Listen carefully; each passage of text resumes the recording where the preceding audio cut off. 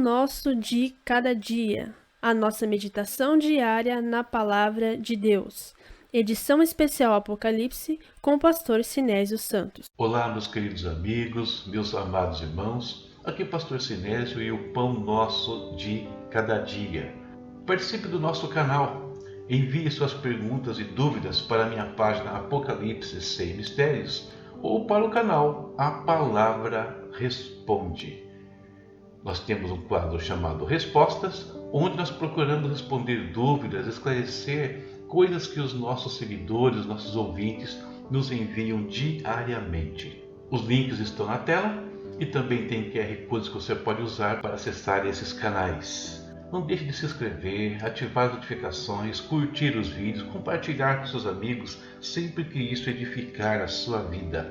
Fazendo assim, você estará colaborando com o nosso ministério. Muito bem, na reflexão anterior nós concluímos o livro de Apocalipse. Foram 58 aulas sobre o livro, passando por todo o seu conteúdo, fazendo uma introdução geral sobre escatologia e outras coisas mais. E agora temos 3 aulas complementares, começando hoje. Eu vou falar sobre a pandemia no cenário escatológico, em 2 partes, tá? Porque o assunto é extenso. Falarei de aspectos gerais e depois sobre a nova ordem mundial.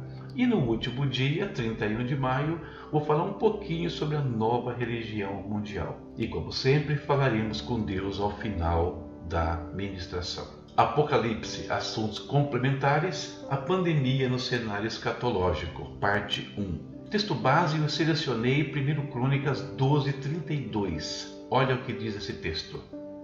Dos filhos de Issacar, 200 de seus chefes, entendidos na ciência dos tempos, para saberem o que Israel devia fazer, e todos os seus irmãos sob suas ordens. Assuntos complementares. A pandemia no cenário escatológico.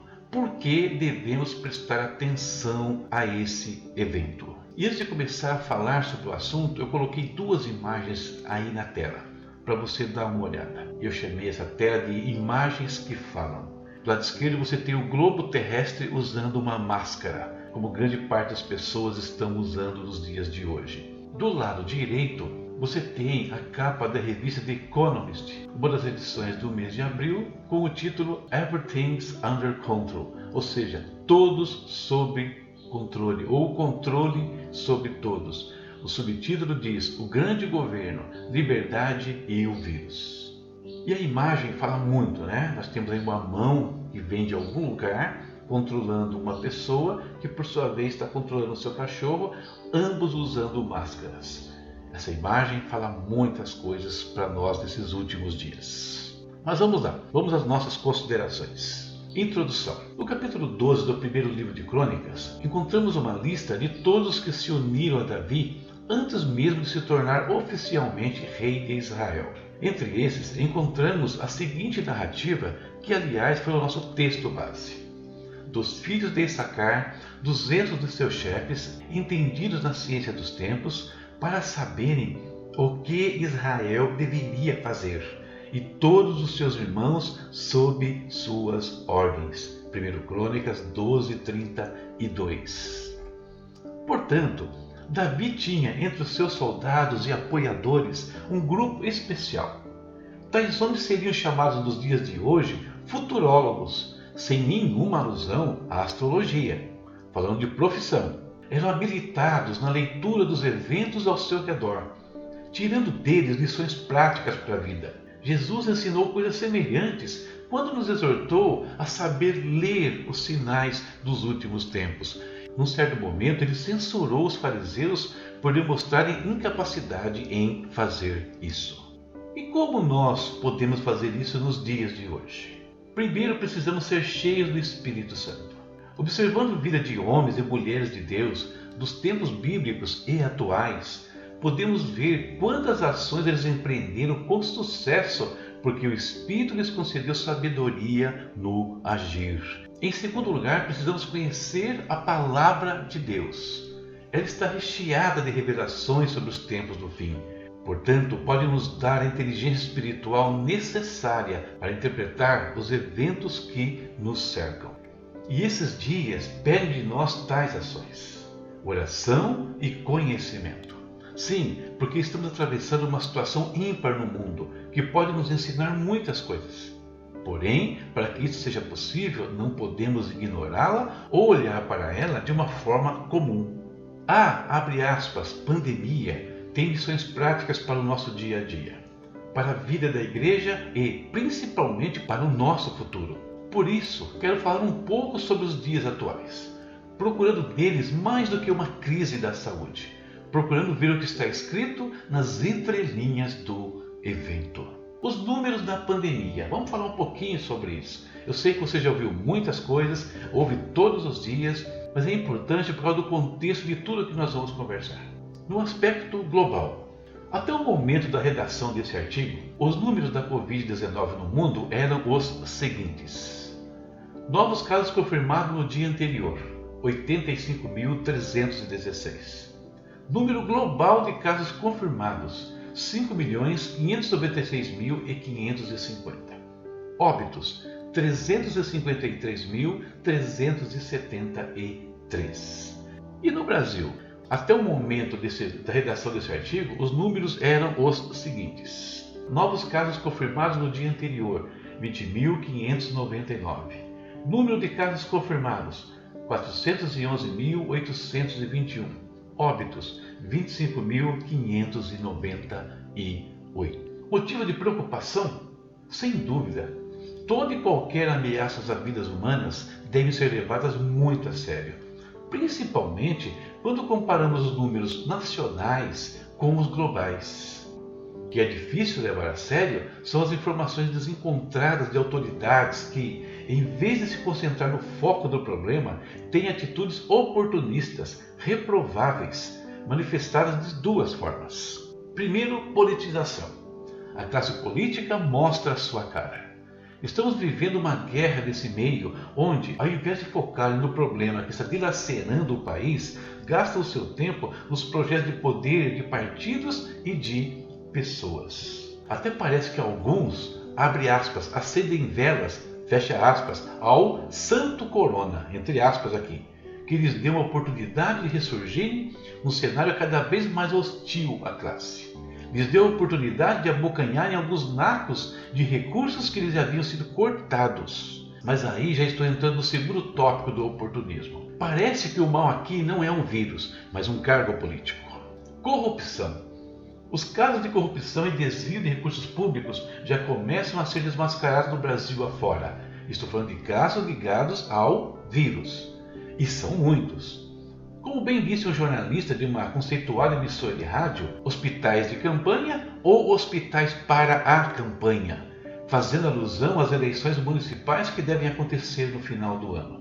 Fora a campanha eleitoral, temos as já conhecidas fortunas ilícitas geradas à base de roubo do suado dinheiro dos brasileiros. Esse não é o foco da nossa conversa. O vírus é real? Sem dúvida. Vidas estão sendo perdidas? Sem dúvida alguma. Mas eu acredito nisso não por causa de coletivas ensaiadas, jornalismo tendencioso e interesseiro. Eu acredito porque tenho visto pessoas de perto serem atingidas por essa onda mundial, que para mim tem propósitos bem definidos. Propósitos bem definidos, você pode dizer, como assim? Nós estamos vivendo um período que, teologicamente falando, tem muitos nomes. Você pode escolher. Últimos dias, dispensação da graça, era da igreja, tempo dos gentios, enfim, depende da sua crença teológica e do seu segmento denominacional. A verdade é que, de uma forma ou de outra, sendo a igreja arrebatada antes, durante ou depois do período que convencional chamar de a grande tribulação, ele se aproxima cada vez mais. E sendo assim, podemos até discordar acerca de quando a igreja será levada. Alguns até acham que arrebatamento não existe. Mas todos cremos que o mundo está caminhando para uma nova realidade. Essa realidade também tem nomes diversificados. Para uns é a globalização, para outros é a nova ordem mundial e no fim é tudo a mesma coisa. Os últimos dias são marcados, desde o princípio e até os instantes derradeiros, de uma série de sinais manifestados na vida e no entorno da existência humana. Assim temos fomes, pestes, violência, terremotos, sinais estranhos acontecendo e ainda por vir, atingindo os céus e a terra. Mas, no meio de todos esses eventos, e até se aproveitando de cada um deles, tem outro sinal em franco progresso. E então eu estou falando sobre a nova ordem mundial. Uma nova configuração governamental vem se desenhando no mundo, aclamada há muito tempo por muitos personagens da política nacional e internacional. Mudanças profundas vêm acontecendo em nosso mundo de tempos em tempos, e você pode observar isso. A Primeira Grande Guerra provocou mudanças enormes na geopolítica do mundo. O mesmo aconteceu com a Segunda Grande Guerra Mundial. Precisaríamos de muito tempo para detalhar o impacto de cada um desses eventos sobre o mundo. Portanto, perceba que as grandes mudanças acontecem em função de grandes eventos. Sobre isso, Oliver Stunkel, professor adjunto de Relações Internacionais da FGV São Paulo, escreveu o seguinte no jornal El País. Historicamente, momentos de grande instabilidade geopolítica, como guerras ou profundas crises econômicas, costumam marcar o fim ou o início de uma época, não necessariamente pela crise em si, mas por seu poder de revelar novas realidades que, em momentos de paz e estabilidade, não estavam facilmente visíveis. É quando se percebe, de maneira repentina, que arranjos antigos e modos de convivência articulados décadas antes se tornaram obsoletos. Olha a opinião desse professor.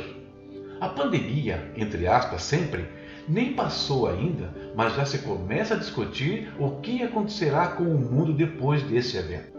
Tais mudanças foram citadas recentemente numa reunião ministerial da presidência. Tanta polêmica causou e está causando nesses dias.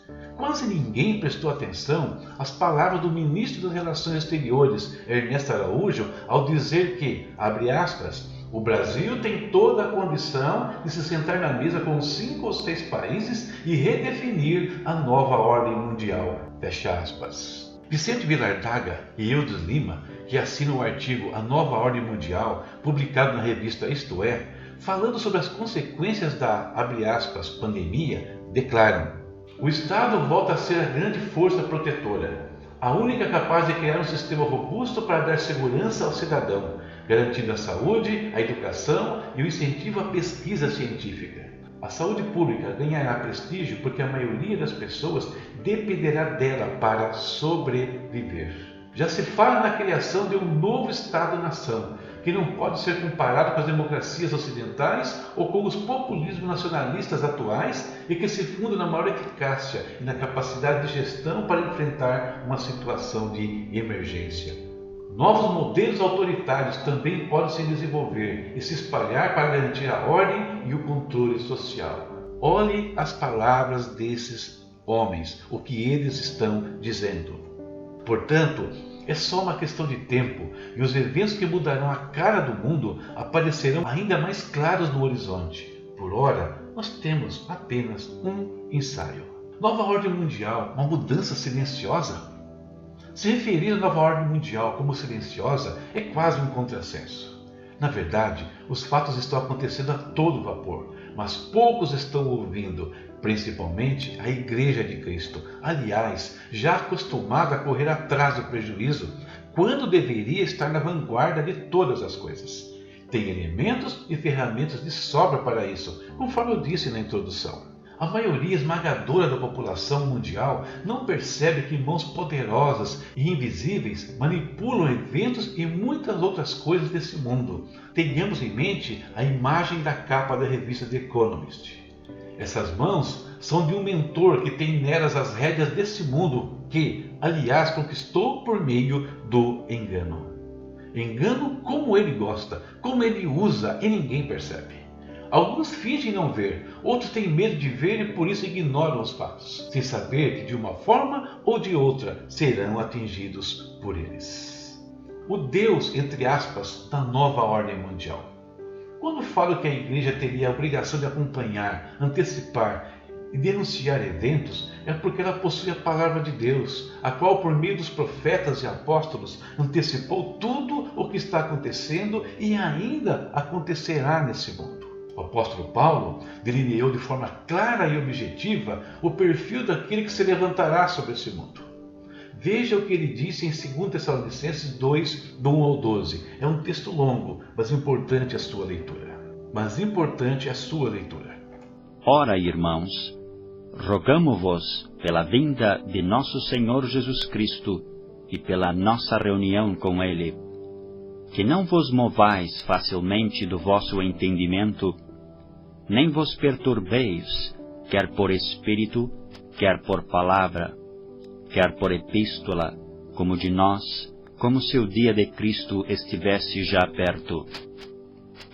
Ninguém de maneira alguma vos engane, porque não será assim sem que antes venha a apostasia e se manifeste o homem do pecado, o filho da perdição, o qual se opõe e se levanta contra tudo o que se chama Deus, ou se adora, de sorte que se assentará como Deus no templo de Deus, querendo parecer Deus.